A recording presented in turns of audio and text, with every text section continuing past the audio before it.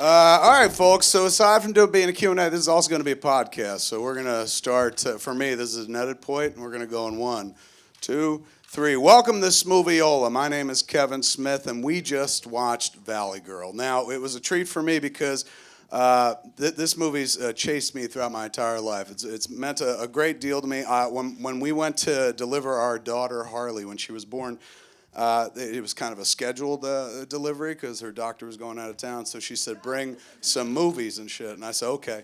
And so I said, what movies do you want to bring? And she goes, you pick. You know me best. And I picked Valley Girl and Batman the Animated Series. And so when she was going into labor, she's like, put something in. I put in Batman. She's like, you fucking idiot. And I was like, I got Valley Girl. She's like, that's better. Put that in. And so they gave her the epidural at that point, and then we got to sit there and watch Valley Girl as we waited for our kid to come. So it's an epochal film for me, if you will. Going back to my youth when I first saw it, I think I speak for a lot of people my age in this room. We all wanted to be Nick Cage very, very badly. Nick Cage, at least as a guy. I'm sure the girls wanted to be somebody else. But I looked at Nick Cage and I was just like, oh, Christ. If I can only be that guy. If only I could shave my hair in a triangle on my chest. And years later, I tried it with my pubes. Looked terrible. And so much of I watch this movie now. I watch it standing in the back the whole way.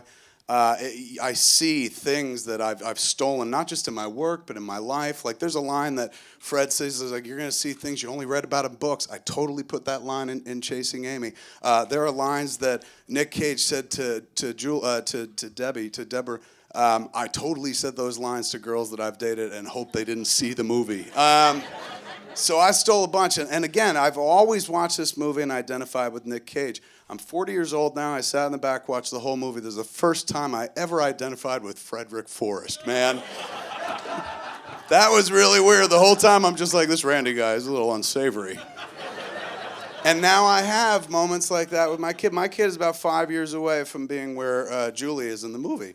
So, we're not quite having the boy talks. But we do have heart-to-hearts all the time, and I am a total stoner dad. So it's weird, like this, as I watch the flick, I'm like, wow, I use that in life. Wow, that came through, and I put that into my own life. And now I realize that, like, years before, even before I knew I'd grow up to be a stoner, this movie set the role for stoner dad for me, man. Like, now I watch the movie, I'm like, what a cool dad he is, man.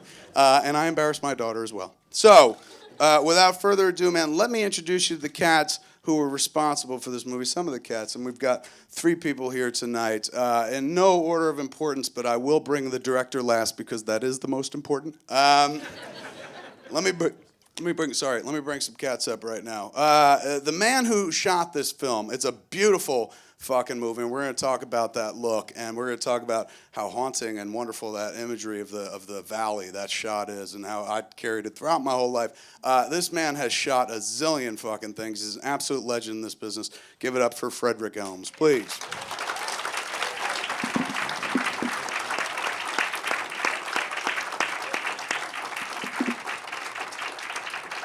Hello.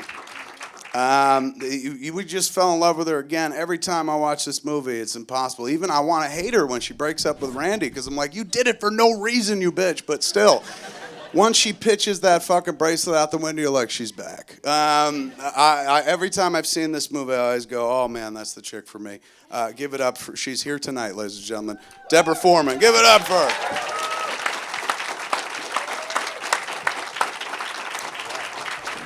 Don't I'm all sweaty. Hi. Oh my God. It was kind of tripendicular. All right. This movie, and probably this may be the first time I actually zoned in on it so much so in watching. This movie is clearly directed by someone in touch with their feminine side. And that couldn't be more true when you meet her. She is a woman, and she's a fucking fantastic director, right? Or do you go directress? What do you like? Director. I call myself directress, to be fair. Ladies and gentlemen, give it up for the wonderful, the great Martha Coolidge.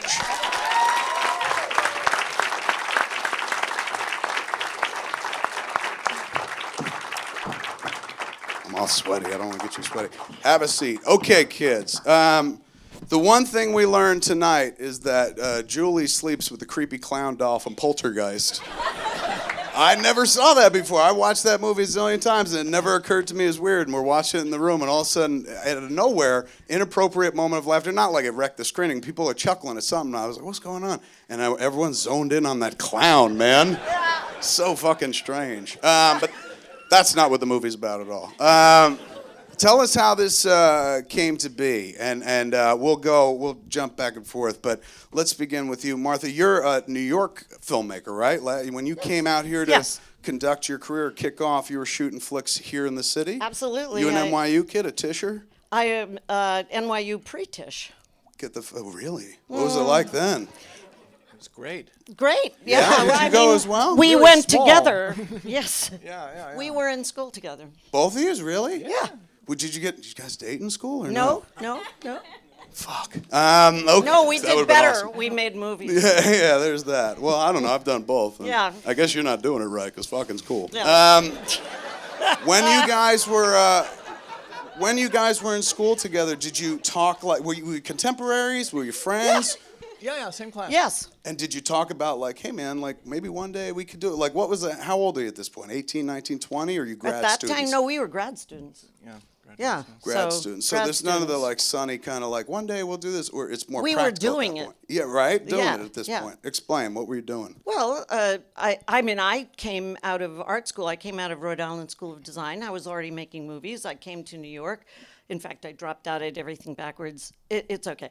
And I worked in commercials, and I made little movies and stuff, and then decided to go back to school for that freedom. Right. You know, in fact, I immigrated to Canada. It's a long story, and then I came back and went to NYU and really created a community. I knew that by then. I knew that's what you get in school. Right, or meeting other people that Yeah, can meeting kinda other people help of like you minds. reach your goals. Exactly. That's right. And That's right. it's a nice combo when you meet somebody who's like, I don't want to be a director too, I want to be a cinematographer. Oh, You're like, well. oh, I love you to death. And by the way, we had a fantastic cinematographer teacher. He was it? probably Yeah, we had a beta vodka. I mean, Yeah, this Czech cameraman who was just taught us everything. I mean, he was fabulous. he did. And He did you taught go to us directing. so basically everyone went to each class, like you would be in cinematography class Yes. as well? There's only Yes. like 15 people in the year. That so was it it? Really small. Yeah, it was small. Who else was in the class? Were you guys the two biggest dicks in the class? Not dicks, just but us, yeah. biggest in the Yeah, class. it was like- mostly us. right? That was it. Like your class was it. I can't think of anybody else that came from your class. Well, before us, there was Jeremy Kagan, right? Mm-hmm. That's all. And That's it. who else was in our class? Well, they're all in the business, but I can't say what they're doing. Oh, well. Fair enough. There Moving you on. are. We kind of put the stamp on it. You were, you guys, yeah. I would say you're probably the most famous graduates of your class. Congratulations. Now, when the script comes into your life, it's the two writers. At this point, you've shot a bunch, and then you meet these two guys with a script. I had made little movies in New York, documentaries, some with a little fiction in them, but I came out and basically I was at Zoetrope because Francis Coppola said, oh, you're going to be my woman director. You're going to be the woman director. So I'm at Zoetrope sort of stagnating and not making my film, which I almost made but didn't. And I met this guy, Andy Lane, who we became friends, and they had made some little action pictures for like $40,000, and he just one day took me out to dinner, and by this time I'd had features that I'd optioned and almost got made but didn't get made. Right. And and by this time the whole Zoetrope thing fell through. That was a devastating experience after 3 years of pre-production. Hit that real quick for those that may not follow. I remember that. Okay, Francis Ford Coppola. Go ahead. Francis had a little company, and he wanted to produce his own movies, and he picked a few filmmakers, and he said that, don't worry, what we're going to do is make these movies, and you're going to be filmmakers, and we spent years in prep for no money and learned a lot. We did a lot of things, but the fact was that he did make Wim Wenders' film and Caleb Deschanel's film, and mine was the one that he went bankrupt and the whole thing went under. So at that point, you're kind of like, okay, man, I just put 3 years of work into this. But was that was Rock show or concert, a film of some sort, or music It was a rock oriented? and roll love story, and I got so upset I moved to Canada.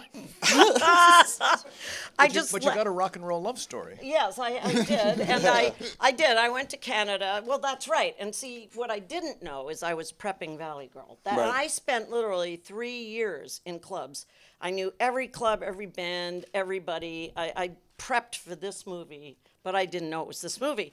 Then I Isn't went- it a great soundtrack though? Martha Well- knows those bands, you know. It was all my people I knew, was the music people in the club scene, and then so there's more than a little truth in this. And then I went up to Canada, came back to raise money to do the film, to finish the film that I started up there, at which point that was Peter Bogdanovich, and he went bankrupt, and then You pick all the essentially- right guys, I man. know, those directors. And so anyway, suddenly Andy Lane takes me out to dinner and gives me the script, and he's talking. I'm saying, oh, good for you. You know, you've got this thing financed. Wonderful. I'm so happy for you. It's really great. And he hands it to me, and he said, but it's called Valley Girl, and it's about girls, and that's why we want you to look at it, because we don't really want to direct it because it's about girls. And so I took it home praying that it was decent, and read it and said, wow, I can really make a movie out of this. Now, at what point do you call Frederick and go, hey, man, I got one. This really happened. It's a real job. Pretty quick. Yeah, we got together really fast on it. But You had know, worked already. You've been working with Lynch at this point? well, I Had you worked shot with- Eraserhead? Yeah, Eraserhead. Yeah, we did Eraserhead and some Rock videos, Cassavetes films Go-Go's. and a lot of music videos. That's true. Yeah. That's what we were doing. Music How do you videos. go from Eraserhead to this, man? What a leap that is. Nothing about this movie disturbs me. Eraserhead still makes me cry. Yeah, but I you gotta be remembered him flexible. from before. Before what? David before? No, I Or remember Frederick before? Fred. Fred was the guy, man. He had the romance. I knew that. He had the romance. What, if he felt that Fred would be able to see it or be able to shoot it? Absolutely, I understood him. We as artists, we could talk. Yeah. You agree with we that, did it. or you're We like, did I it. don't know We what the did- fuck no, she's no, talking no. about? We took Martha's ideas. Martha's vision of the story was the difference between Hollywood and the Valley, Right. and really played it up. And people in New York don't see it, but in It's Los Angeles, fabricated. there's a giant. Oh, I mean, dude. there is a difference. There is Yeah. a difference. Oh, I mean, we'll there's- talk there's- about there's- that. there's- 'Cause now there's I some live cool- out and there. there's music stuff that's different. So. It's fabulous, and Martha, capitalized on it, and we made, Romeo and Juliet, But we did with and you have to understand the actual. I'll give you the real facts, and believe me, $1 was worth more then. But still, our budget, we were told, was going to be $350,000. At the last minute, they took $25,000 of that away, so it was $325,000, and so an enormous number of people were not paid at all. Right. Our probably our camera department was probably the highest paid department, but this was not very well paid. And our art department, this is wardrobe, sets, decoration, everything. The entire budget was $3,000, and they didn't think they needed an art department or a design at all. So they were just like, make it up, just shoot in the real world Yeah, kind of thing. just get some real places and just shoot there. $325,000. That is essentially an independent film, man. I never thought about it before, but this Well, it is is a an truly independent film. Well, it was definitely independent. It was Atlantic had never made a movie before. This was their foray, and then just to give you the figures, the soundtrack was $150,000 on top of that, later approved.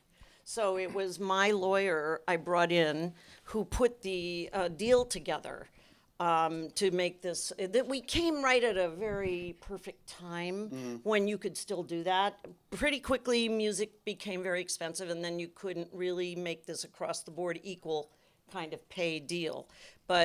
And as it was, they insulted the guys who owned the company, who had insulted other people on the show, had insulted the record company, and they got mad. They wouldn't redo the credits. So the songs, some of you may have noticed over the years, that are in the title end credits are not, half of them aren't those songs in the movie, because they pulled the whole record. We had a record deal that my guy put together, and so they're not the same songs. Even on this print, like I think when he's in the bathroom, you hear "Men at Work." Who Yep. can it be now? But on the most recent DVD, it's just the other song. The previous song keeps playing, if I remember correctly. Wait a second. Yeah, They yeah, can't do that. I think it was a They've money thing. changed it? I think. I don't know if I remember I'm correctly. going to find out. Yeah. Oh, I That don't want to pisses start me nothing. Never off. mind. It's all good. I swear. I don't know what I was thinking. When do you become involved, Deborah? When does this happen? When? At what point in the casting process do you jump into the Valley Girl pond, if you will? There was a go-see I went on. We were talking about it earlier. There was a go-see. Her name was Jennifer something, and basically, if you don't know what a go-see is, you just go to meet the casting director so they know who you are. Right. They see who you are. It's not necessarily a read. And she said that I know these two people that are casting a film, and I think that you'd be really right for it. I mean, it was a really short interview, and I literally went straight over to the office because they were on the same lot. Right. And I met with them, and I think I did audition that day, but I did Yeah. twice. I know I You auditioned auditioned twice on that day, and it was a Friday. And this is the only thing I remember. My agent, and I don't know if you know this because we haven't talked about this, but he forced their hand. And he said that I had a film in France called French Women in Love. Do you remember this story? So he tells them that I had a film that was going to be shot in France and that I was going to be starring in it. And they really needed to pick someone because I was going to be doing this film, French Women in Love. And that's what I had heard from my agent. And then I think on Monday I got it. It was really quick. It was remember that. quick. We had, as I recall, ultimately when we really stepped on the gas, we had 2 weeks to prep the picture. Yeah, there was no time. Yeah, There was no it was time at about all. 2 weeks to prep it. Once we decided, I mean, I worked on the script with them. Right. And then once that happened, it was like 2 weeks. Good Lord, man, that's fast. Oh, Yeah, it was that's hyper crazy. fast. It was hyper fast. It was one of those things, I'm sure, where after like working 3 years in development something on else. something, you were just like, oh my God, I'll go as fast as you want. Yeah. Well, it was that, and that's true. One thing that's for sure, and I knew this by now, is that when you get an opportunity, take it. Yeah. Because this, I clearly saw was an opportunity to really make a picture that I felt I could make better than anyone else. Now, Deb, had you acted? Yeah, well done, everybody. Had you acted prior to this? What had yeah. you been in at this point? I think I'd only done a movie of the week. Yeah, but In that the made her custody- big to us. In the Custody of Strangers with Emilio Estevez.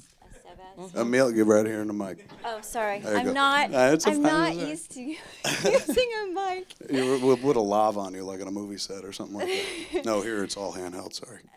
And yeah, I'd done In the Custody of Strangers with Emilio Estevez, and I had done a lot of commercials, and I had done Maybelline, I think at the time, I think. But yeah, I hadn't done. I did one line in a film called.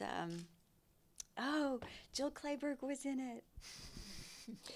Yeah, I forgot now because it's been a long time, you know.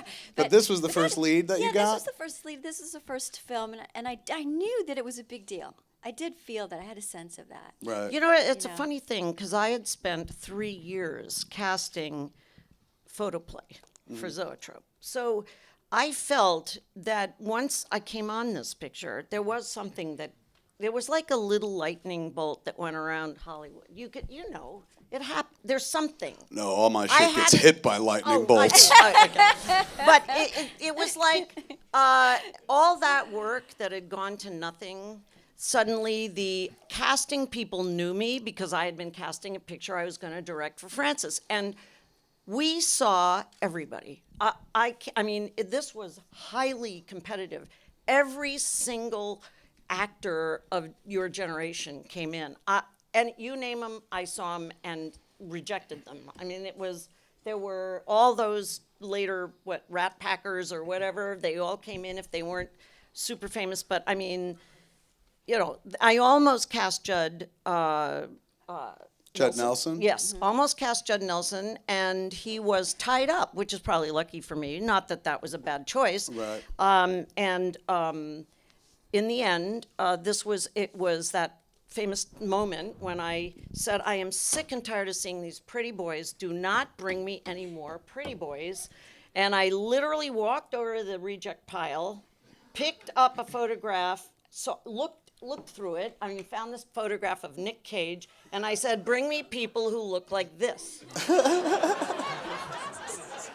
And he was literally, well, it makes sense. He was the last person in. We'd literally cast almost everybody else. You did have a callback with him. Yeah.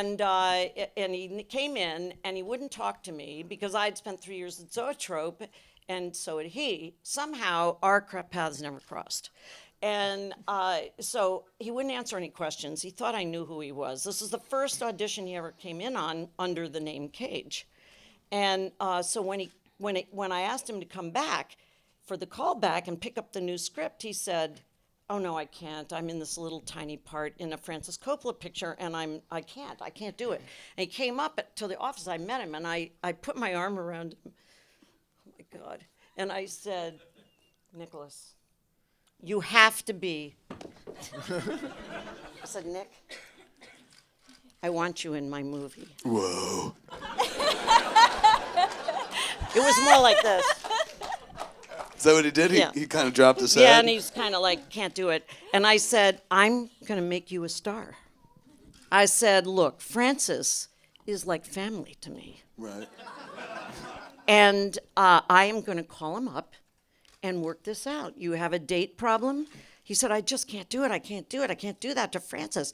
And I said, I'll call him up and we'll work this problem out, this Right. conflict. So I call up Doug Claiborne. They were shooting down in Oklahoma. Call up Doug Claiborne and I said, Doug, I've got this kid Nick Cage in this film. I want to put him in the film, but he says he has a conflict. And Doug goes on and on for 45 minutes. I don't have a Nick Cage. I don't have a Nick Cage. And finally, after making me run around, jump through hoops, he says, we have a Nick. So I said, what do you mean you have a Nick? Now I knew something was up. And he said, yeah, Nick Coppola. And I just died. And Francis loves that story. And so Nick did the picture. So he jumped out of the other thing, or did he do the No, other no, thing? he Just did them finished both? that. We worked it. Right on, man. Now you meet him at the first call, No, his the callback? callback. Callback? Uh-huh. And right away you're like, this is the guy, or like, fuck this, Lloyd, try harder. I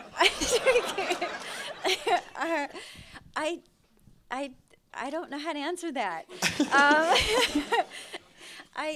I don't think at first I didn't have any sense of Nick. Honestly, in the audition, I didn't feel like I had a connection. What? Oh, Right sorry. there you go. Yeah. Talking to this. I didn't feel like I had a connection with him. It was when we started doing rehearsal. It was when we were hanging out and going to the nightclubs. We were talking, and I don't know. Things started to grow from there, but not initially. No. Mm-mm. That's In the awesome. You know what? callback, they Yeah. did the breakup scene at the door.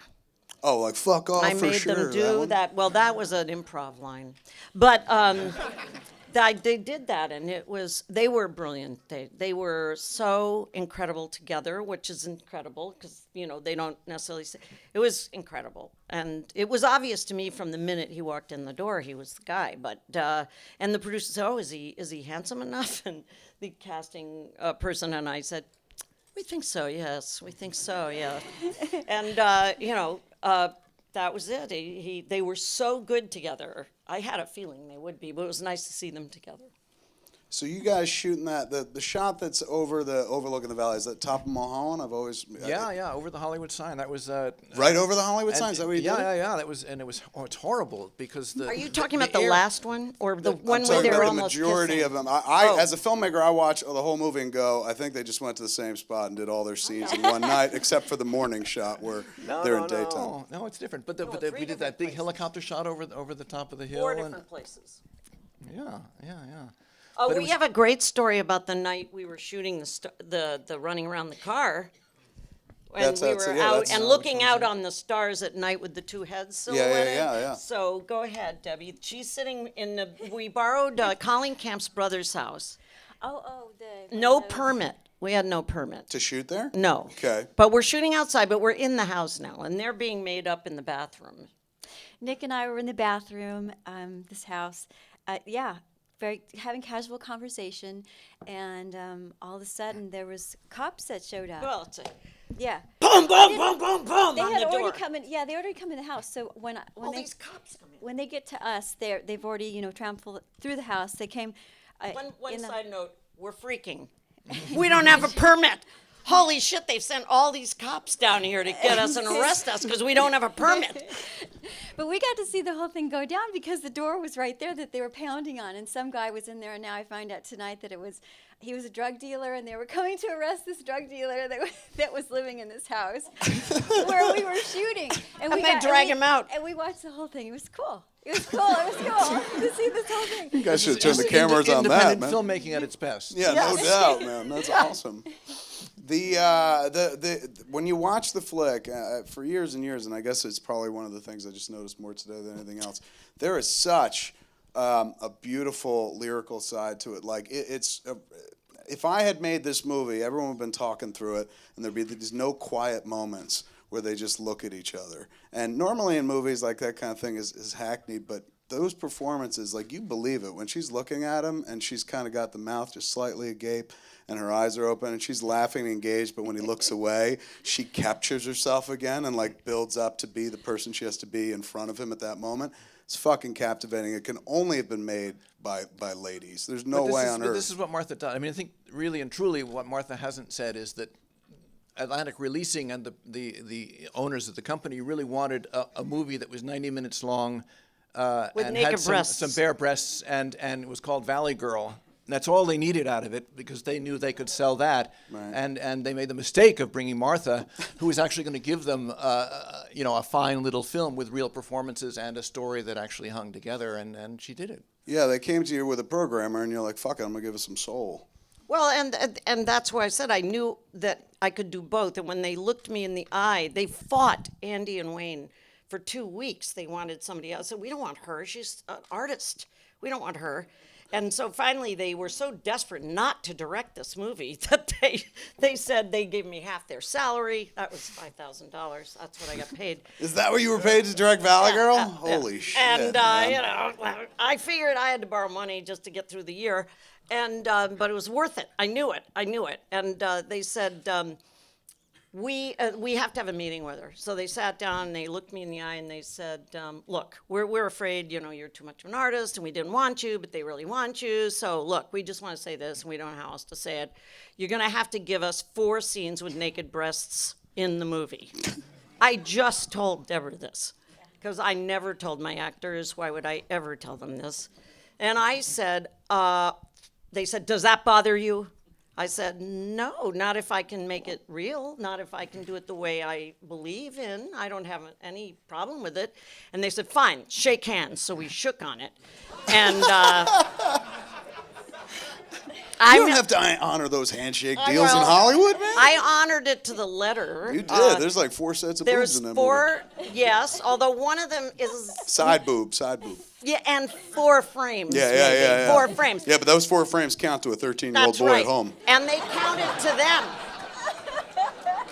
However, I will say this, the best screening I ever had, we go to Atlanta, we rent the double system projector, we're showing it in a room, it's just the 2 guys and the producers and myself, nervous. We're delivering the movie, they screen it, there's silence. They stood up, they turned around and looked and they said, but this is a real movie.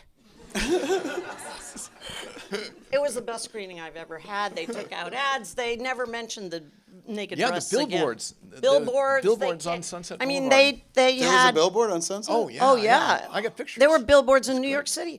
Then they took out full-page ads in the New York Times, LA Times, and then they had a bidding war with the studios, and they told the studios the movie cost $4 million, and the studios believed them, and they had a bidding war all around the $4 million figure. Paramount was the highest bidder; they wanted it the most, and ultimately Atlantic decided not to sell it. They figured they'd make more money not selling it, and so they didn't. And released it themselves. They released it themselves by cycling their 400 prints from one side.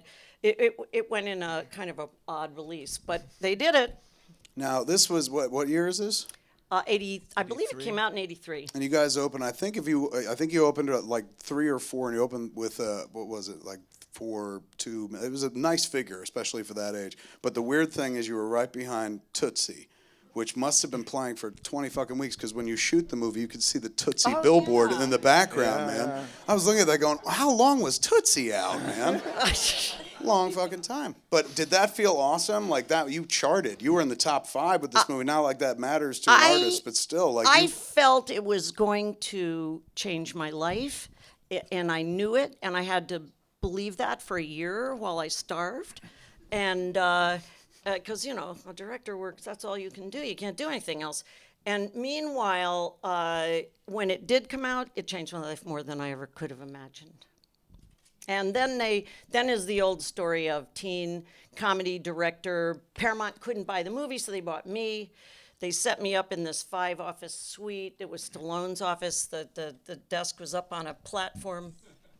And I didn't know what to do with the 5 offices. Believe me, it would be great to have that chance again. And, showed me every horrible teen movie they had with people throwing up and no girls with any names. And that's what I had to read. I mean, it was amazing. But it was good. Debbie took off. I mean, we all got enormous stuff out of this movie. Everyone took a jump off of it. There are scenes in the movie like when was it Elizabeth Daly, when she's with Tommy in the bedroom and they're fooling around. He talks her into it and then pulls that move. Shit like that, you could never. No male filmmaker would put that in the movie. It's insanely insightful, particularly then when you were seeing it, and it was great as a tool while I was growing up because it enlightens you a little bit. You know what I'm saying? Like every good film should enlighten you, and I'd like to think that I'm more in touch with my feminine side because of a movie, particularly like Valley Girl, where it's just like, oh, that's what girls think about and talk about. It was done from such a female-centric point of view, man. It was actually a very difficult scene to do. Because for my leading ladies, Elizabeth was just the only one who was called upon to have any nudity, and I really wanted that scene. And that scene was really important to me because Tommy is a really bad guy, Yes. and that was very, very important to me. If you know, earlier in my career, I made a movie about my own rape, so it was a very, very important scene to me. On the same hand, I'm directing the scene, which I think for both of them was difficult, and I'm getting these notes that says, "Remember, more tits," from the producers, and I had to live that double life where I know I'm doing a scene that's very meaningful, but I know what it just was schizophrenic. But to me, that all the other times are meaningless in the movie, but that one was critical for the bad guy, for your opponent, for the opposition, everything. It's also one of those moments that make the movie stand out from like other teen fare because you didn't see that in other movies. It's not a really plot-heavy moment, you can pretty much keep doing the movie without that scene, but it's moments like that where you kind of step off of, most people looking to go, oh, it's Romeo and Juliet story, and there are very simple tropes. It's telling stories, only 3 basic stories in the world, but what you bring to it as an artist or as artists makes it kind of special. That moment always stands out for me, even though like I've seen the movie a bunch of times. It's not one of those moments like I'm gonna pause this or I'm gonna go to the bathroom or something like that. You're riveted by that moment. You're riveted by kind of the deception, like kind of the betrayal, the back and forth. It's pretty powerful. The other thing I like is, and this was very important. I think the credit goes to the young actors too. Everybody was really talented, and we all on our own got together and rehearsed, and it was those rehearsals that helped us make this movie. We shot it in 20 days with 60,000 feet of film. And I remember the whole crew walked out when they made us take the second camera because the whole crew said, we don't have enough film to shoot with the second camera. And we had to meet with the crew and promise them that we wouldn't use it when it wouldn't mean anything. I mean, you remember this, Fred? It was so these actors, all of them worked on all those relationships. And if you look at them, Elizabeth plays that all the way through. Her guilt, her anger at Tommy, she's playing that. Everybody knew exactly who they were. And these actors, Debbie included, were really prep-heavy actors. You guys really did your work. Did you hang out with those chicks while you were making the movie, or no? Prior to, yes. Prior to? Yeah, we didn't really have a lot of time when we were shooting it. and sleep. That's So why we rehearsed it was- before. It was moving it was moving fast. At one of the rehearsals, I think that was asked of me. Remember, we were talking about the haircut because it was at one of those. It was at Elizabeth's apartment, and I think the hairdresser. We were talking. You said something that you wanted the haircut to look French. Do you remember you wanted to have French women or a French hairstyle or something like that? French is a theme with There, that. I know. Yes, maybe it's possible. I wanted it short. I know. I know you wanted it stylish, and it happened at that rehearsal at Elizabeth's apartment. She was the only one with the guts to do it. It was a no-brainer. Why? Why was it no brainer? Because it was a yes. I'm not attached. It was like a yes. She was like, do it up. Yeah, just go. Did I read somewhere correctly that Colleen Camp was like only about 6 years older than you, but she was playing your mom or something? Yeah. 8 years older than you or something? Yeah, she's not much older than me. Yeah, adorable. She's an amazing little part of that movie, man. You were kind of lucky. She's to more than an cast amazing out. part. She brought in Lee Purcell and Fred Forrest. So she's a longtime friend of mine, but she was instrumental in sort of helping pull some of the name cast that help us get the rest of the film. I mean, to satisfy those guys. Right. Now, the whole time you're working on the flick, maybe in the beginning you don't have the instant connection with him. Through the rest of the flick, how are you? Do you and Cage bond? Was he a nice guy? Was he one of those emo prick actors? What was he like back then? No. He was wonderful. Yeah. Yeah. Martha. You got something to say there, Martha? No, he was great. He was great. He's a very method Very- guy. I mean, yeah, that was really Wasabi. He lived That he in put his in Very car. artistic. You very had to call him by his character's name on the set. You had to call him Randy? Yeah. The whole time? Yeah. Well, not don't like a Nazi. Right. It wasn't like a Nazi. He lived in his car, and nobody had cell phones then. So you can imagine what that. I mean, here's this kid. He's living in his car. What if we changed the call time? Right. Was he sleeping near the set at least? No, he was sleeping in Hollywood somewhere. Nobody even knew. And literally the car would break down all the time. I mean, this was the beginning of me doing a lot of films with teens and finding out that these were not uncommon problems. All right. But with Nick, I remember saying to him, Nick, you can't live in your car. How do we call you? How do we know what happens if you don't show up? But no, he was not a dick. No. He wasn't. I think we found out too. We were very similar in terms of doing research. I'm heavy on that. I love to be well prepared, and I write everything down. And he did too. And I found that he had done that as well. He also wrote. I don't know if I shared this with you. He wrote me a poem. Oh. I have a poem. I don't have it with me, but it's in my scrapbook. What, while you were working on the flick? It was called American. What was American Dream Girl? Mm-hmm. It's really sweet. That is It's kinda sweet. yay, babe. Yeah, I have it in my scrapbook. You know, the thing about Nick in particular was his quirky sense of humor and his inventiveness. Right. And like the chef's hat and the 3D glasses and the little flute he blows. Those are all just things he came in with. And when he spit the gum out in that one Yeah, scene, that and we're was- just cracking up, that was him. Yeah. It was not an accident. He did spit planned that. it. He planned it. Uh-huh. Just spit his gum out. So it was fun because I could, as a director, I could just pick. I mean, he'd say, "Well, I have this and this and this," and Right. you'd say, "Wow, that's great. Do that." You know, he was very stimulating and inventive, just like Deborah's doll, which is really adds a whole thing to that scene, doesn't What, it? I mean, I'd never noticed it before until other people did, and I was like, that is kind of creepy. I know. You expect it to like start choking her and the tree to come alive and shit like that. I think it was just part of the props. Yeah. Yeah, no And doubt. I just took a liking to There's, it. you know, it's weird. The movie plays like, yeah, there's definitely moments of like, oh, let's look at the clothes and look at that. But other than that, it's still pretty current. It works. Like it doesn't like, stick out like a. Yeah, there are moments like Josie Cotton has the most happiest homophobic song on the Yes, planet. right.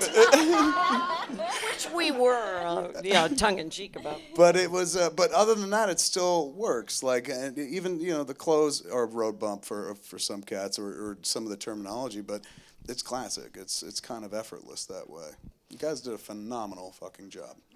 Well, I think what part of it shows is that not just the actors, but Fred spent literally every waking moment. I remember you, Fred, doing color charts and the gels. Yeah, just yeah, yeah. The Hollywood gels. The Hollywood gels, and then the Valley the colors. Valley gels and the colors and all the wardrobe. We had no money, so everybody took their clothes and we'd throw them into a pile, and then we gave them all to Delia, and she'd divide them up and see who could fit in what. But she turned them into color palettes. Really? And it was. Then she'd promo some clothes, but it was. And then there was a big fight between the. During the party, the prom. The prom, we was had very bad. 2 different warring fraternities who ended up drunk and fighting each other in some other holding Yeah, place. these were the extras at the yeah. Because they were there just probably for the beer.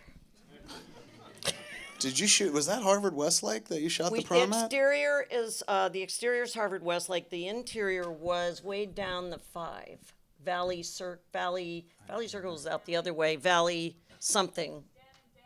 Downey. Thank you. That's Nancy. Nancy Israel. who production is manager. My wife, production manager Hey, and man. AD. Hey, welcome. Everyone give it up Production for Nancy. manager and AD. I saw your name in the credits. And had to keep the 2 warring fraternities apart. Yes. For long enough to shoot the scene without anyone getting hurt. And without tearing up the promo Well, tuxedos. The tuxedos and the decorations. Oh my They drove a God. truck into the gym? That's quite a fight. They were drunk, yes. Why didn't you guys shoot that, man? No Production value. film. and No shit. film. 60,000 feet of film. I had no film. When you were in the club stuff still holds up. The lighting scheme in the club, every time you go into their world, is still really seductive, man. And it really, I remember that was my first exposure to like, oh, that's what a club would look like. And I remember getting to Which a one club. was that? What club was The that? first one where, it's the Viper where Randy Room. takes the girls to the, which is it the Viper Room? Yeah. Is that the Viper Yeah. Room? Uh-huh. Really? It was called the Central. Yeah, it was called the So it was Central. before the It Viper was Room was just the Central. before, yeah. That I saw that when I was a kid, and I remember waiting. I couldn't wait to go to a club because I imagined it'd be as cool as that, and it wasn't. Really? No, a lot of sad, lonely drunks. Those cats seem to be having a really good time. And we got them off the street. Is that what they were? Yeah, those are real Hollywood street people we hired for a day. Yeah, you're a magician. Not me. It was all Janet, Nancy's people. When Janet Cunningham, yeah. right? Janet Cunningham, she was the one that brought in was all the the- colorful yeah. cats. She was like the mother hen to street people in Hollywood. She was friends with the second AD, who actually ended up being the AD. Yeah, Gordon Booz. Gordon, he's driving our AD promoted up to AD was Gordon. He was driving the limo at the end. Oh, he's the driver, reading the paper. Booz. His last name was Booz. Yeah, we were, Gordon we were Booz. thinking about him.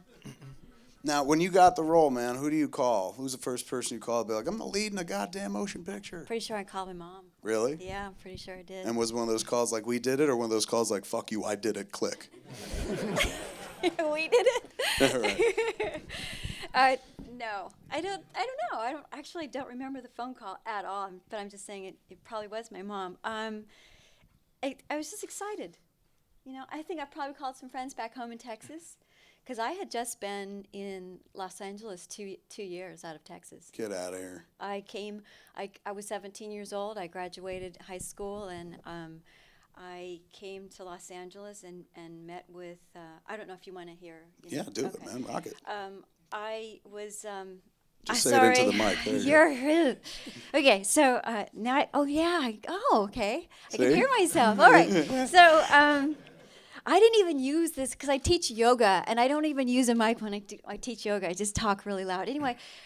I was 17, graduated high school, and I'm in an office in Dallas, Texas, and his name is Bruce Cooper, and he is Wilhelmina's husband. And he said, and I told him I was probably going to go out to Los Angeles and maybe model, and because that's what I was interested in, and that's all I knew. I had not even thought of acting. Right. Did a little in drama school, 12th grade, just took it as an elective because I could. I loved art and music. And so I said, okay, but you need to put it on your stationery that I met you. You know, so I go out to Los Angeles and I meet with Wilhelmina and I have it on my stationery, and they said, well, we're interested, but you have to be 18. And I'm 17, and this is the summertime, and I'm going to be 18 in October. So I waited, I think it was like a month. I called them up, said I'm 18. And they said, come on down, we want to put you on tape. Put me on tape, signed me that day. And I started to act. They Taft Hartley'd me into McDonald's of England commercial. Get out of That here, was my really? first job, yeah. A McDonald's commercial that ran in England? Yeah. Yeah, that was Did you have to do it with an accent? We're like, this No. is bloody good fries. No, I didn't. No, I didn't have to speak. Because, it's a commercial. Right. Yeah, nobody ever talks on those. Has playing Julie affected your life? Like, do boys fall in love with you so super fucking easy and stuff like that? Or do they all expect you to be like all in love and then quick turn on them and shit and then come back to them? Or? It has followed me my whole life, yes, and it's brought up a lot. And men in their 40s and 50s, they're always telling me that, like yourself, they fell in love at the age of 13 or 14 years old. Really sweet. That was not even in my melon back then, that Valley Girl would be still, that would be here talking to you. Is that right? Like, I always hear people say that, like, well, we never thought it'd be anything. Really? No. Like, well, she said she knew it'd be something. I knew No, it would be something, not what it is. Right. I felt it was I was doing a home movie with friends, really, and we were sneaking around, making sure Martha wasn't, catching us do stuff. It was I don't know, a film. It was a Super 8 film with friends. Right. For me, when we were doing it. So, yeah, I had no notion. And so after this, you wind up going to Real Genius? Is that the one that followed Oh God, no. I wish. No, I went on to many lousy, because I was exclusive to Paramount. Mistake. And so I was all these teen movies until finally I really was kind of forced to take this movie called National Lampoon's Joy of Sex. I don't really and Michelle like. Meyernick's in that, right? Was Yes, that her name? I Meyernick? carried on with Cameron Dye and Michelle, and I discovered a lot of wonderful actors. But the movie, it's like you learn some lessons, and that one was invaluable, just as Valley Girl was. This one was how I can't be a hero. They gave me a crew. I had 20 days, but it was union. It just was everything that could go wrong instead of everything that could go right. And in the end, they gave me 2 days to mix it, and no money, $20,000 for the music, and it was pathetic. So in the end, I should have taken my name off of it, but I didn't, and the movie won't go away. But on the other hand, I came out with a lot of relationships, and it was Valley Girl that took me to Real Genius, but it was skipping over that one. You don't want to, obviously, sore spot. But Real Genius I was scared of because it was a kind of a penis joke teen comedy that didn't seem to have any surprise or enlightenment in it at all. Right. And I read 3 versions of it, turned it down. Brian Grazer was kind of kooky, which he still is. Yeah. And finally, Brian got a rewrite done with some better jokes, and I thought, this could be really fun. And what Brian said to me was, we are going to have fun making this movie. And I didn't have fun on Joy of Sex, so I said, you know what?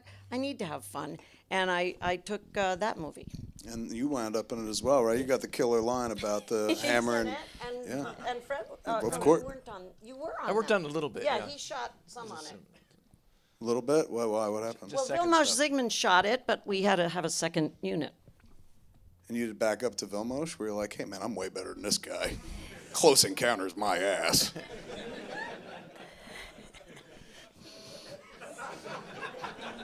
You can say it, Fred. Nothing to say. Vilmos is a good friend. Yes. It's when you guys were finished and you kind of sat down and put it together. You had a female editor as well.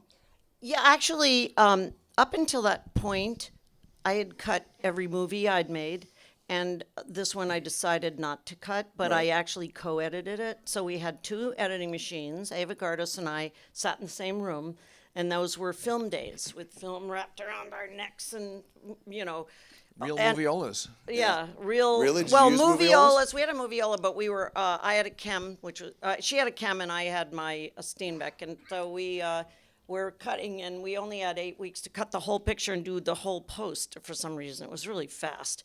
So Do you remember, by any chance, I know it's going back a couple of years, but do you remember anything getting cut? Anything that was just like wholesale scenes getting cut? Or did you just shoot enough for the actual movie? In terms of like extraneous story and stuff like that? Oh, no, nothing got cut. Actually, 4 seconds. They asked me, the only producer note was they asked me to cut 4 seconds off of the reaction shot at the end of the parents when they were talking about when Julie first comes home with, there two of them are worried and there's some little wink or something that Colleen did. They didn't like that. They cut that out, and I will never hear the end of it from Colleen. That was. She was like, that was why I did the movie, for that 4-second button. And seriously, but that is the only thing they cut. It was exactly the film we edited. But we cut, what we did is we divided up. She cut certain scenes, I cut certain scenes, and then sometimes we'd trade. And so I'm looking at it, I'm thinking of the montage at the beginning. She cut that, then she sort of gave it to me, and I'd tweak it. But the schedule was so short that we didn't. There's nothing that we didn't, shot that's not in the movie. Right. It's all there. Wasn't room Just for everything it.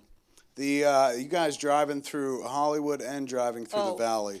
Just grabbed it. Is that it? It's just, it's me in the car with the camera. Just and holding it, doing this? No, Nick. Night Nick wasn't and day, there. like the day stuff and the night stuff? Yeah, whole thing. And We were then just winging it. Nick and the girls were all in the car, and then he just made that stuff up.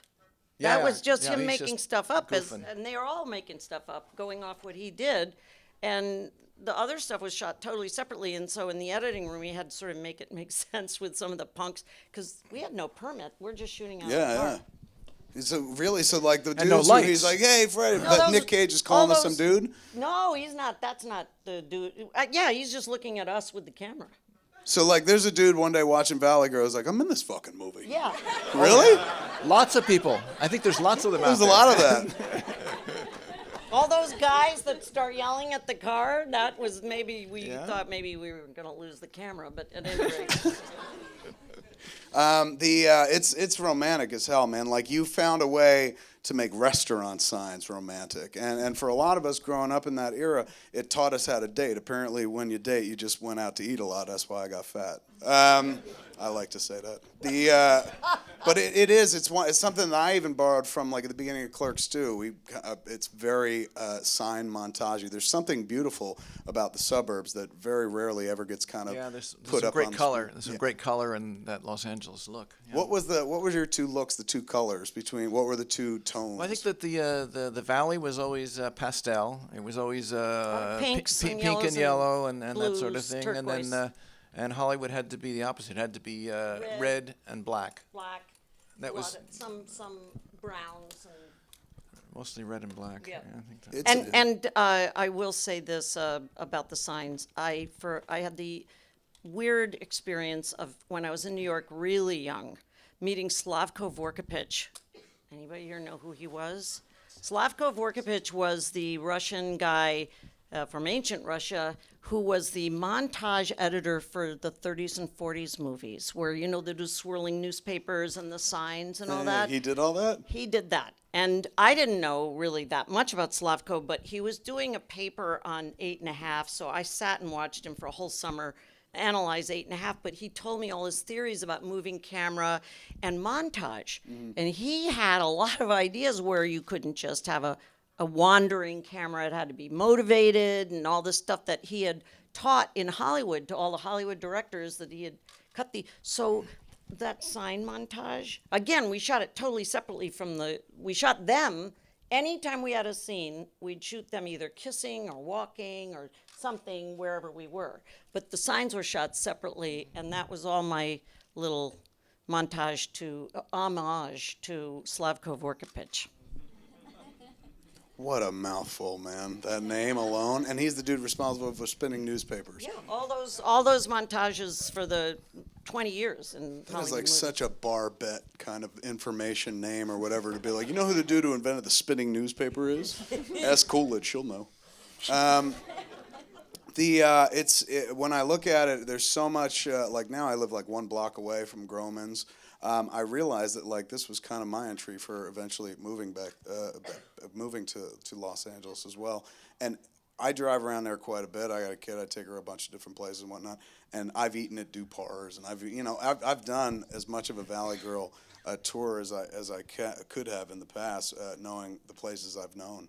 Do you meet a lot of people whose lives it like touches irrevocably? Like how many people have pulled you to the side, been like, "Oh my God, you did this movie and it blank blank blank." I couldn't even possibly even tell you how many people. It's been all my life. A lot of people don't even know that I did it. So, but the people who do, it's amazing. There was a period of time that I was in Washington with the DGA for artists' rights, and we'd go there, and all the older guys, all the old senators would love, meeting all, Frankenheimer and those people.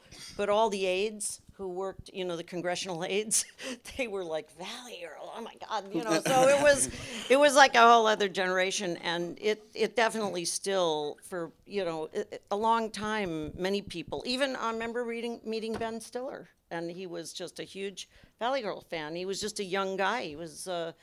He hadn't even done anything when I met him, and, it's incredible. I'm so happy to have done that because I've always felt that you too, I mean, you've done the same thing. Taking youth, and in my case, particularly teenage youth, and it's such a important time of life. It marks us forever, forever. It brands us with romance and tragedy and, heroism and failure, and those are the things that I had very strong feelings about, and I really feel, I said then, I think I can make movies about this period of time in a person's life for the rest of my life. It's that rich. Well, unfortunately, the scripts aren't necessarily that rich.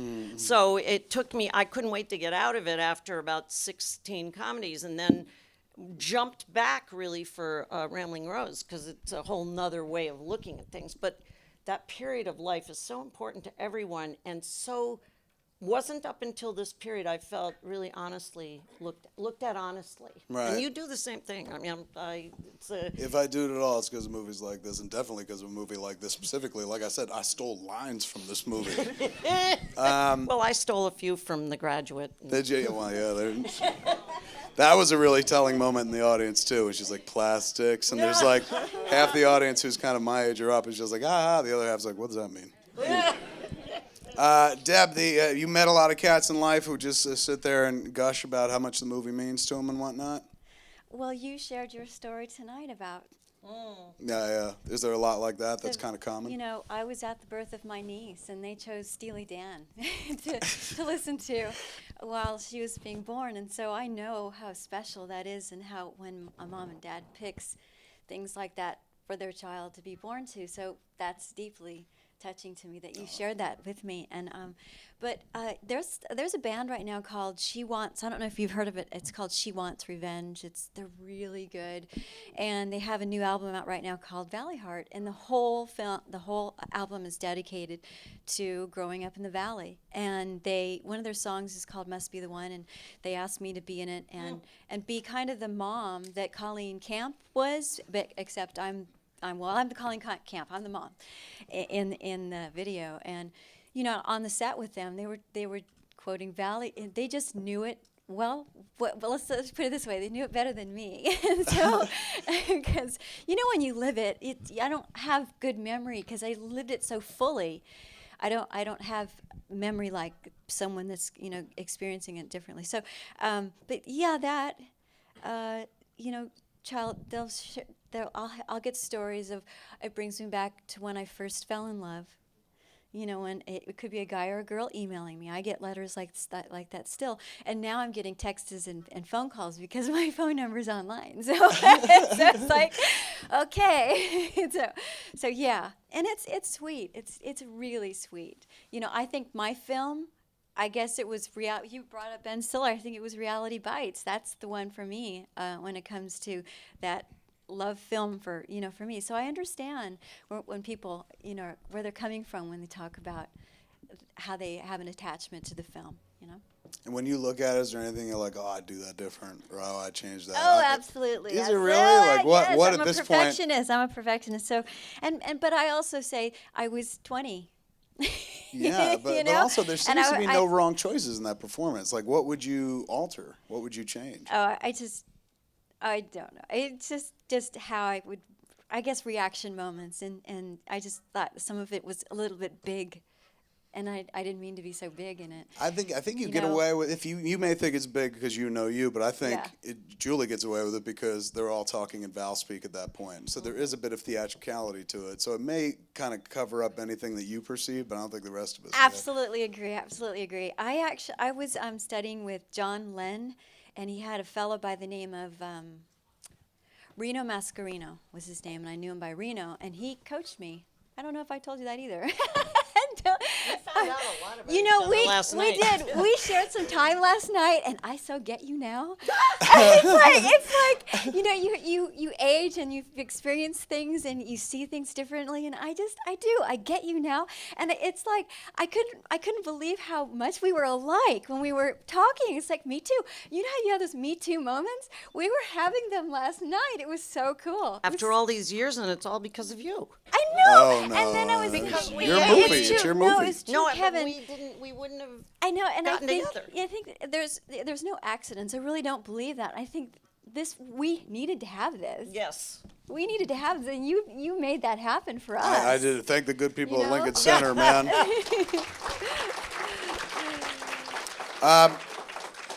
Fred, do people come up to DPs geekily like this, be like, "Oh my God, I love this thing," or no? Yeah, they do. Do they really, or is it just yeah, other they do. DPs? No, it's all sorts of people. People I don't know they say I looked you up, Valley Girl. You did Valley Girl. Wow, you know. No, I get it all. I get it all as well. It's great. It's fabulous. Do you remember shooting it? Oh yeah, it was hell. Because you've shot how many movies you shot? It was awful. I mean, it was just we worked around the clock. Yeah. I mean, we just didn't stop some days, it seems like. We just kept going and going and going because we knew we had to finish it. We had 20 days. They made it clear there wasn't going to be any more. And I don't know how I stayed up that long. I mean, I know we'd shoot, into the night and then there's this dawn shot. You can just do that. Just stay up, And Well, and Fred took some big chances, like the one with the silhouettes. I remember we were having a long debate about whether or not there was how enough dark- exposure. how You dark to can't be, measure right. those. This is back in the lights. early days. Before there were devices film was and not whatnot. quite as malleable. fast as today, and you go to the valley and you have that beautiful view of the valley lights, except that we couldn't afford to bring our own lights up to the top of the hill because we didn't have any permit, we didn't have the generator, so we just sort of bring a little sun gun and keep your fingers crossed, Lord. and that's all there was, It works out nicely, though. The backlit shots are yeah. beautiful. And how many people have copied it since? I mean, you see it in movies, you see it in TV shows all the time. I see a lot of movies that are taken from this movie. Really? I don't doubt it. You've probably seen all mine. But that's an honor. Not for the last one. Thanks for coming up here tonight and sharing with us. But what I'd like to do is open it up to these cats now in case anyone wants to ask a question. I've been hogging the mic. Right, there's a mic right here, so if you put your hand up, this gentleman, he looks pretty spry. He'll get it to you fast. Dude in the blue shirt, he's got his hand up. He's kind of non-committal. He's doing this shit. I'll help you out, man. I was wondering about the print of the Andy Warhol, the Liz. That's not the actual? That's a print of that Liz. I believe actually it was the real thing. What is the real? Yeah, and I think it may have belonged to the people who owned that house.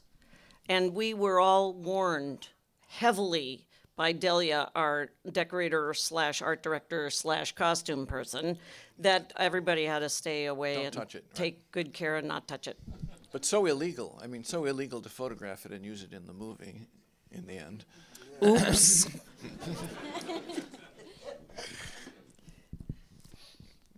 Right here.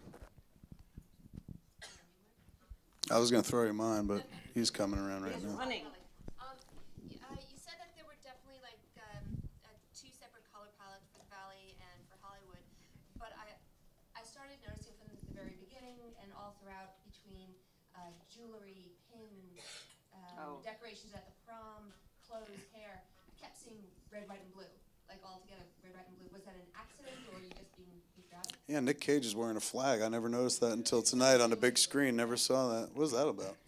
I don't know, but he could run for president, maybe, till recently. All right. No,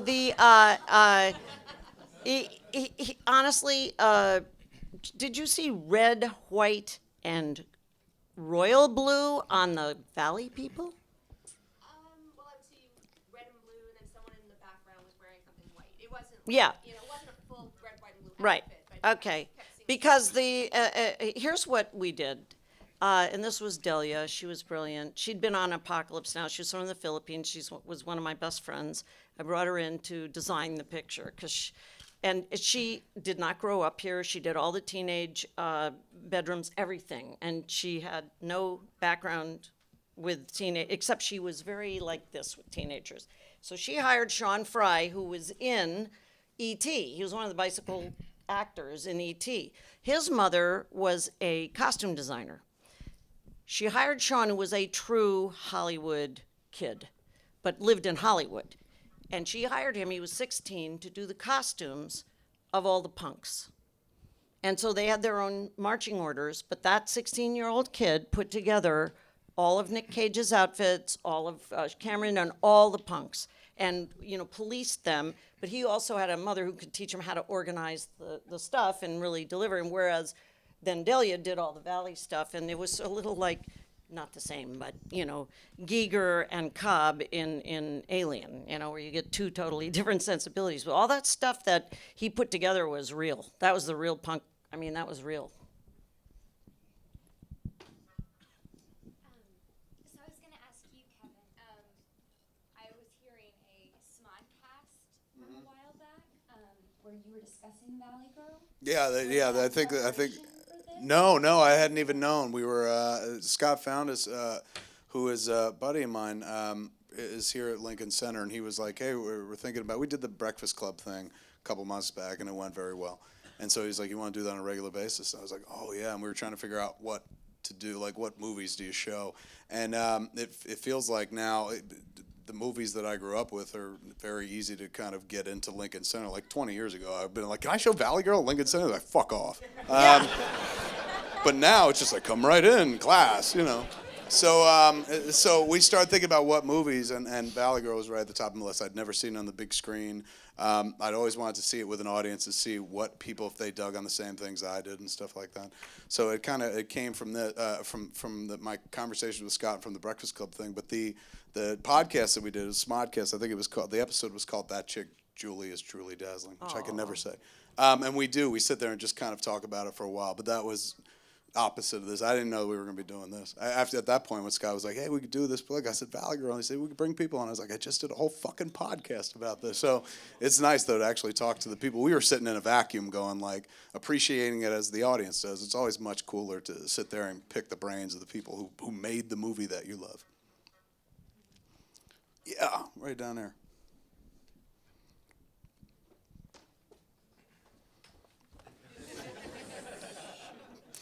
Feet as fleet as Mercury. There you go. Yes. Thank you. Hi, everyone. Big fan of everyone on stage. Good job, guys.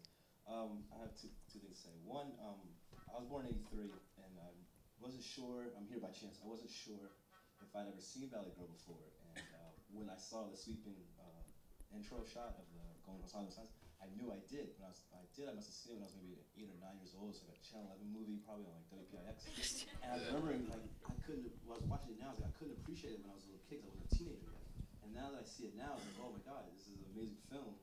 And also, a lot of the movies I see, as I watch a lot of films, I see lots of instances of all the work that's in this film in other movies.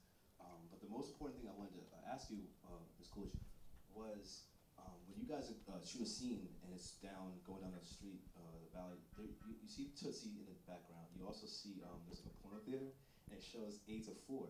Was that intentional? Because I remember that Tootsie was about like a man trying to be a woman to get back at men, and then 8 to 4 was like a spoof porno film on 9 to 5. Where all the people that the male boss, the boss was a jerk. I was just curious. I just noticed that even within the movies within the film were about movies that were about women. Let's put it this way.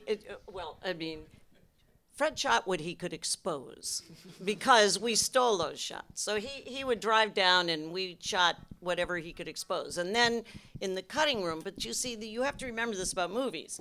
In the cutting room, then you look at what shots are actually exposed and good when you're stealing stuff like that. Then you choose it because it fits in, like the movement is right, the colors are right, it matches And what the up. actors do. I And what the actors and do. the extras have done to But make in addition to that, we chose those marquees because Yeah, what they we were said looking for movies. amused us.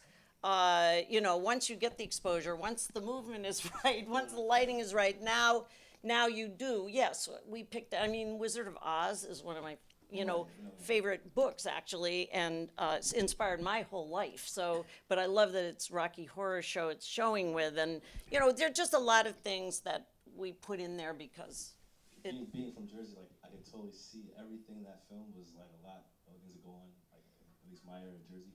Like it's like you got the valley people and there are the people downtown. Like there's just Well, I feel that it's not unique to just I mean, I was from the East Coast. I was from the Northeast. I was a New York filmmaker. I didn't grow up in the Valley. I did research. But it's the same. It doesn't matter that the lingo is surf lingo. That's where it started. And we were very accurate about that.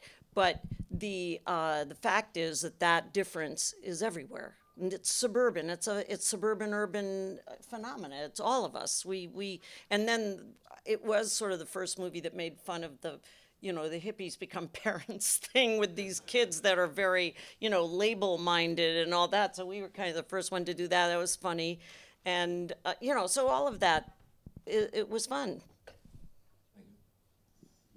How did you know the porn version of 9 to 5 was called?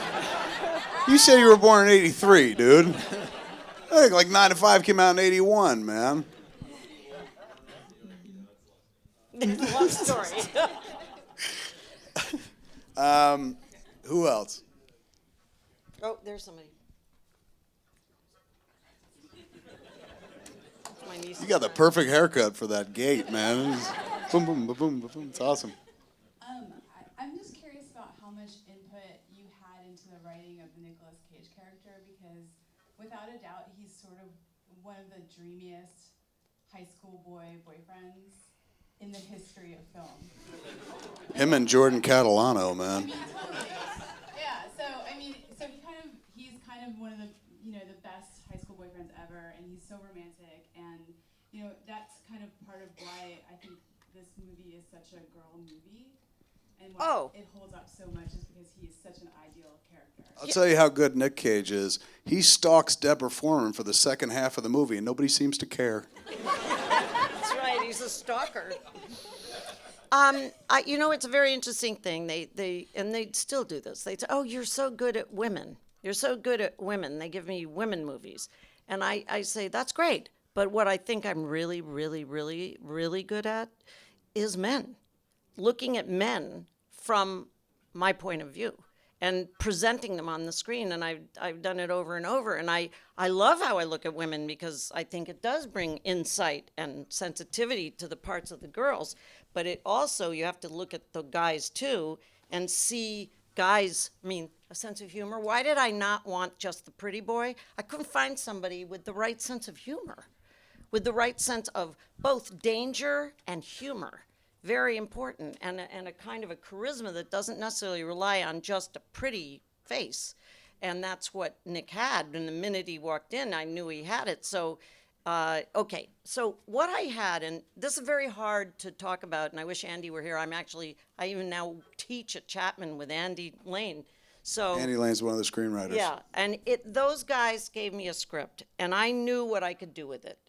And it was there. It was there. But it had no falling in love scene, and it had no breakup scene. I know those two scenes weren't even there. So I said, well, you're missing two major scenes. We sat down and worked on the rewrites together. But I can't tell you whose line is whose. And I know that the falling in love club scene, I was right there with them. And then the breaking up the door was because I wanted it in there. And And then I had the emotional impulse to push them farther than where they had taken it. But they wrote the script, and I think all of us had very little ego about it. And, and this is honestly the truth. Yeah, we're all good at structure and we know storytelling, and Wayne and Andy had written other movies, but not like this before, and they weren't really comedy writers. And honestly, Kevin, if we'd had somebody with as much gift of writing as you have, it would have been actually a very different movie, because you'd have all this dialogue, great, snappy one. I wish we had some really great jokes, but like the fuck you totally for sure, that was just Nick improving. And, it was one of the first lessons that I had too. We did rehearsals, and in the rehearsals, the actors made stuff up and we'd write it down and put it in the script. So who came up with what in the end, I can't say ultimately, except that everybody put something in there. There's hard, do you remember at all us doing that? I think that yes. I'll say yes. Yeah. No, we did. I know of we course, did it because was we me. rehearsed. It was all me. No, come on. Nick is brilliant. And Nick is brilliant. He's brilliant. It was has, obvious. He's a bag of trick man. And it's showed up in all of his work. Yep. After. He's extremely gifted, So, and working opposite that, it makes your job so easy. And I loved it. I loved every moment of it, and watching it tonight, we were talking. I went back in those places, to those places where we shot it, and what was going on at the time, and it's very nostalgic, extremely nostalgic for me.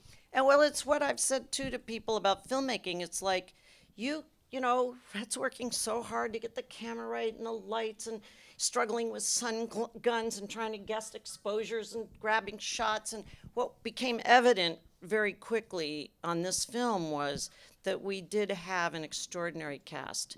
And that I never knew, by the way, that when Nick shaved his triangle, I looked at it and it was like, whoa. And then I thought, what the heck, I'll leave it in. One of the big moments in the movie I've heard about for the rest of my life, but I told him, because I'd done the rock and roll study for 3 years, I was going to do this rock and roll movie. I said, because Nick was only just 18. He was the youngest person in the cast, covered with hair.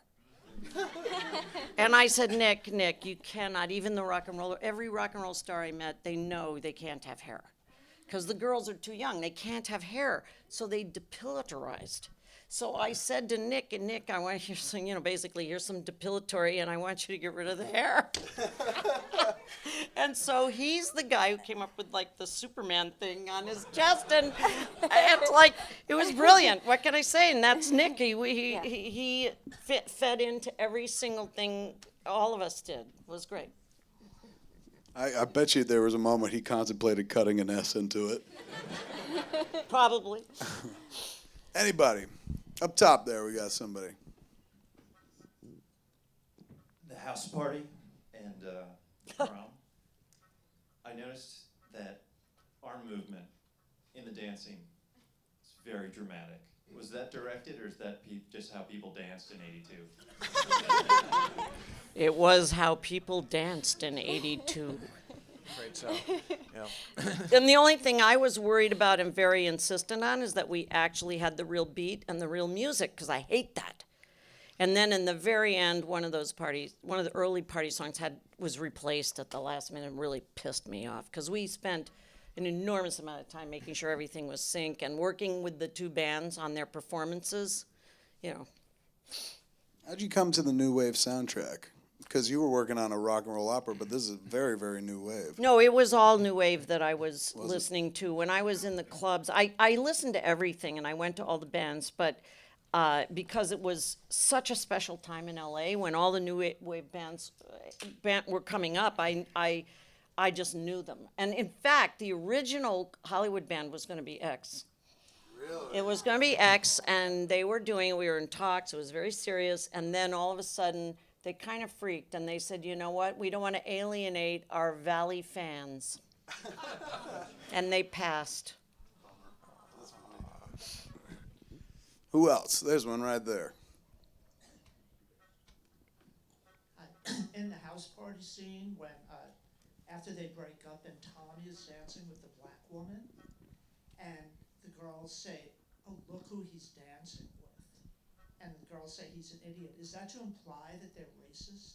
Oh, God, no. In fact, I noticed that this time, but actually, that isn't the last woman you saw him with. The last woman you saw him with in the cut was a different woman who he's walking by with. And then afterwards, again, he's back with he goes off with the black girl, then there's another girl, and then they say that, and actually, then I think he's going up the stairs. So I noticed that. I would never have left that. In fact, I wanted one of the 4 girls to be black, but they refused. So I took the next largest part of a Valley girl and cast that black girl, because it infuriated me that they said that. And then I made the 2 friends of Tommy were one was very white, and the other guy was ethnic. So he was sort of a combo ethnic everything. And I just irritated me, because in our research, we'd go out to the Valley. We see these Valley Girl contests, and these black girls would get up, and they'd say, "Hi, you know, I'm a Valley girl, and like I'm totally tubular, and I've got blue eyes and blonde hair," and they'd wear all the clothes, and they loved it. They loved it. I thought, this is a phenomena that, you know, and the Val guys with their shirts and all that, and they do the same thing, and I just thought, this is wrong. I've got to, you know, somehow this should be in the movie. So I just did the best I could under the circumstances.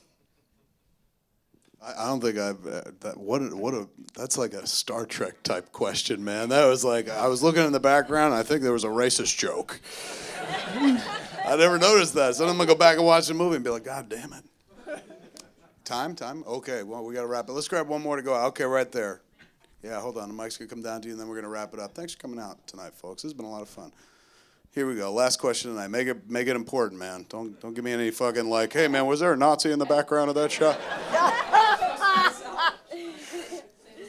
I noticed this was like one of Nick Cage's earlier. Was it his first? Well, he had a few lines in a Francis Coppola picture. And he was also in Fast He was Time. in Fast Times for a second. Well, I noticed that like since then, like he's kind of gotten like a lot of criticism for some of his later movies. You mean since 1983? Pretty much. Longevity's a fucking killer, man. You stick around, they'll find something about you to hate. But To be honest, like, do you think any of like the criticism he gets now is deserved? I mean, Well, I think Nick is brilliant. And the utter brilliance of him is proven by his unbelievable versatility. Look at him. He was 18 years old. He then jumps into playing opposite Cher, where he jumped in age 20 years. And by the way, Francis never would have cast him if it hadn't been for Valley Girl, because he would be too sensitive to casting his own nephew. And then, you know, I think that his fact that he could be a $20 million action star when he first walked into the room and the guys say, do you think he's cute enough? I mean, you know, he was a muscle guy. I actually told him he had to stop working out because he was so bulked up when he came in for Valley Girl. I said, these rock and roll guys out in the Valley, you can't look like that. You got to stop working out and get the muscles down. But I think that, and then leaving Las Vegas, or, you know, he's a brilliant Fred worked guy. with him. He worked him in Wild at Heart, Yeah, right? Wild at Heart. We did a and couple Wild films at together, Heart. yeah. I mean, the guy is He's really versatile. I mean, He's he does a so versatile- many different things, and he does. adaptation. I mean, the guy, and seriously, I love Raising Arizona. He's so great in it. You know, Nick is you know, he took a lifestyle where he had to make a lot of money, and he's made a lot of money. That's amazing. How many of us get to do that?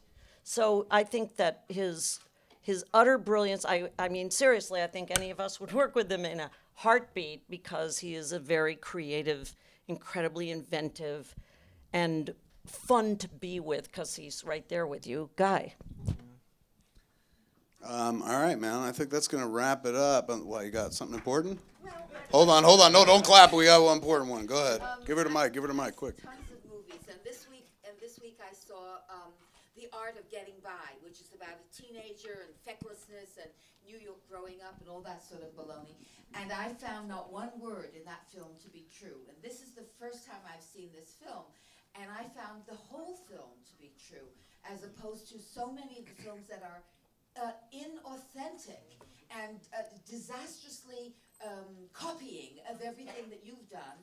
And it was remarkable to see this and fully engage with it and fully enjoy it. I also thought of Peggy Sue Got Married, because that was after this, but he built on this, I think, with Peggy Sue. And I felt that this is a true movie, and it didn't ring false on any level, and I see 1,000 movies a week. So congratulations. That's pretty good. Man, that's a great note to go out on. Thanks for being here for SMoviola. We'll see you next time. I want to give it up for our guests, Frederick Elmes, Deborah Foreman, and Martha Coolidge. Thanks to the good folks at Lincoln Center. We'll see you next time. Wow. Thank you. Great job. Kevin, awesome. I can't tell you how wonderful. We've never done this. Really? No. I would imagine you guys must do victory laps in this movie all the time. No? No. Really? No.